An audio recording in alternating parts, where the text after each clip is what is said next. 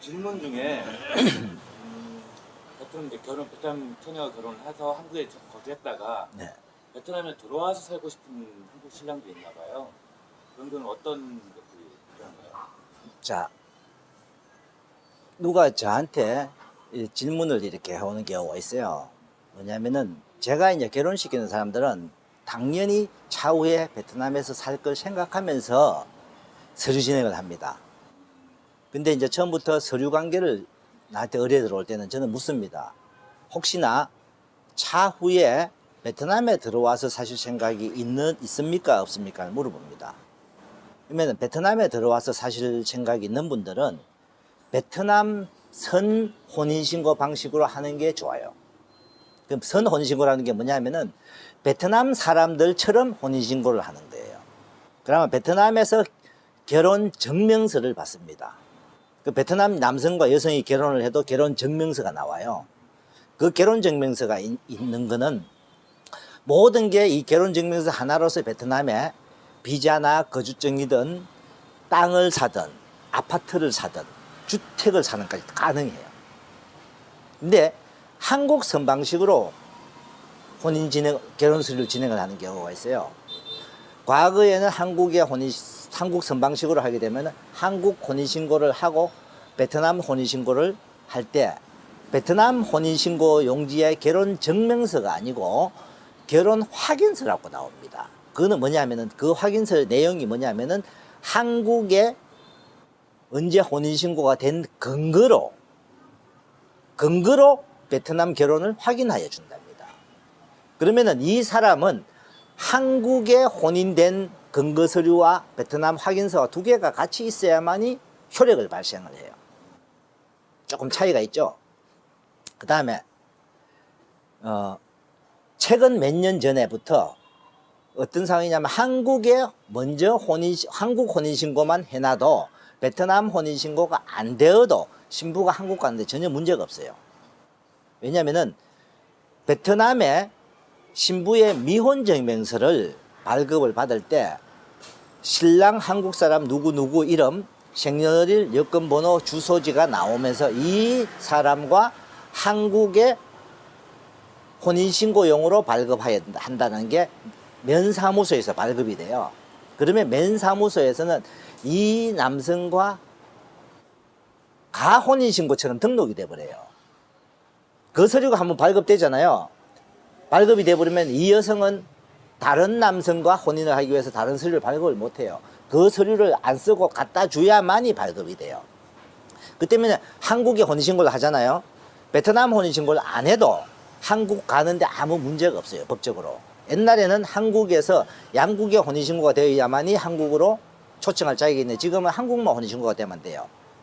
그런 분들도 가끔 있을 거예요. 베트남 혼인신고가 안 돼 있는 분들. 그거는 지금이라도 해야 돼요.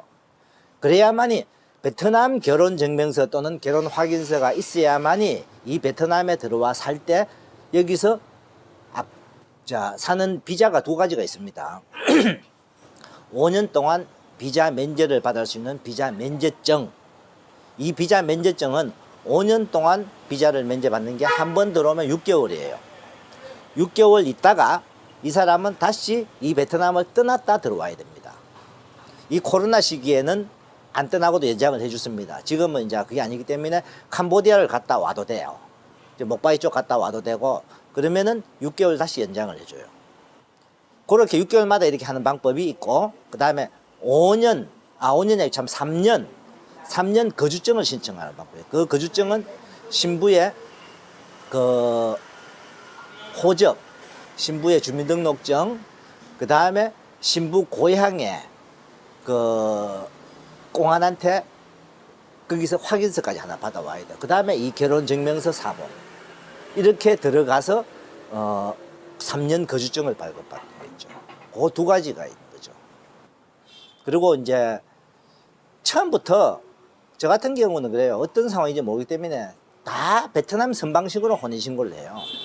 이게 베트남 결혼증명서를 받고 나중에 그 결혼증명서를 가지고 한국 혼인신고를 하고 언제 이분들이 베트남과 살게 될지 안 살게 될지는 아무도 모르잖아요. 그렇게 진행을 하기 때문에 지금 그 한국에서 이제 베트남에 와서 이제 거주를 할 생각이 있는 분들은 본인이 베트남 결혼 증명서가 있는지 결혼 확인서가 있는지 두 가지 중에 반드시 확인을 해봐야 돼요. 최근 5년부터 코로나 이전까지예요. 베트남 혼인신고를 안 하는 업체도 많았기 때문에 베트남 결혼증명서나 베트남 결혼 확인서가 없는 분들이 있을 수 있습니다.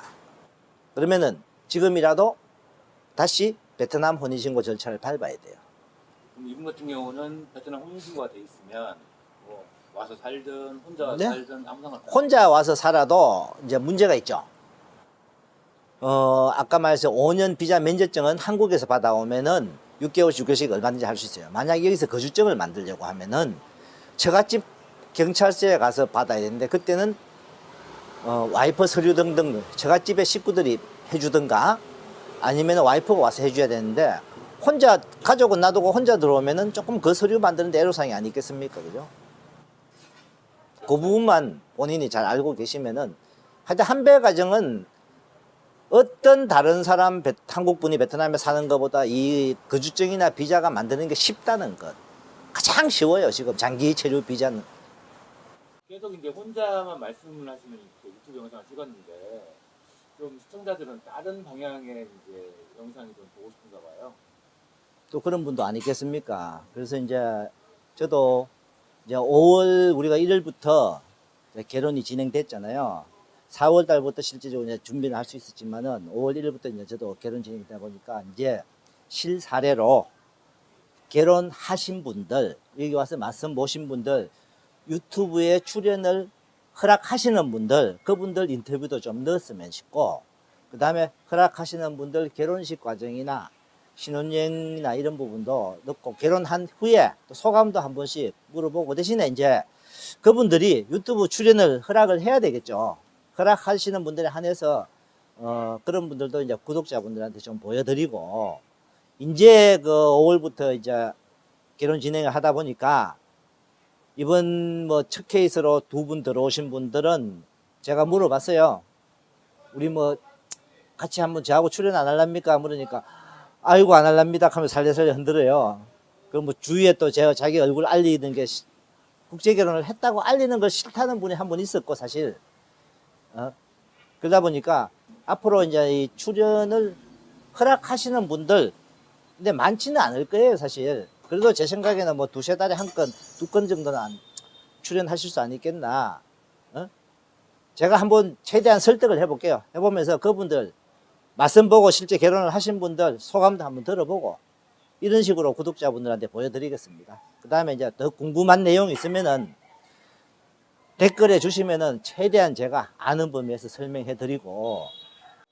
사전에 근데 베트남 국제 결혼에 대해서 충분히 알아야 될 것 같아요. 내용이라든가 어떻게 진행되고 신부를 어떻게 선택해야 되고 결혼전 어떻게 잘해야 되고 이런 부분을 모르니까. 그러니까 이 유튜브를 보고 저한테 문의가 오는 분들은요 사실 다 무슨 말씀을 하냐면은 저는 1편부터 다 보고 전화드립니다.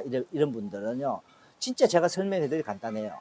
근데 이제 유튜브와 관계없이 누구 소개로 문의 오는 사람들도 많잖아요. 그분들은 제가 지금 설명을 하는 것보다는 그분들은 실제로 한국에서 만나서 설명을 해야 돼요. 근데 그분들한테 제가 한국 가기 전까지 유튜브를 한번 보세요. 유튜브 제가 링크 보내드리거든요.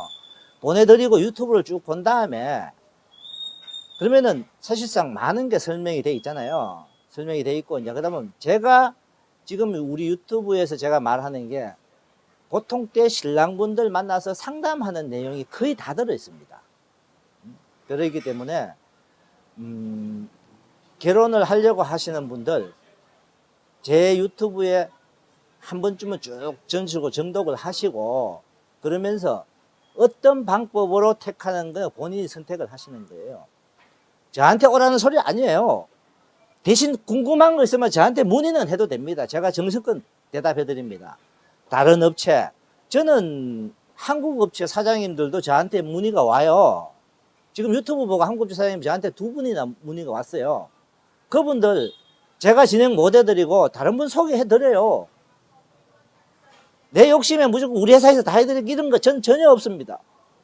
한편으로는 우리 영상에 댓글에 악플을 다신 분들이 많아요. 근데 모든 유튜브에 악플 없으면 또 재미없잖아요. 왜? 반대성 의견도 있어 줘야 사실 우리도 그분들 반대성 의견 들어보고 또 그분들 말도 맞는 부분 있으면 또 고쳐야 되고 또 그분들 그 지는 질문에 잘못 알고 있는 질문은 곡해할 수 있는 부분은 다시 설명해 드리고 유튜브에서 사장님 말씀 들으니까 참 감동적입니다. 이런 걸 막 올라와 보세요. 그럼 뭔 재미있습니까? 다른 신랑분들도 똑같을 거예요. 반대성 의견 있으면 언제든지 악플도 좋으니까 달아주세요. 대신 제가 더 거기서 열심히 설명해 드릴 수 있고 그분이 잘못 알고 있는 내용은 다시 재차 설명해 드려야 되니까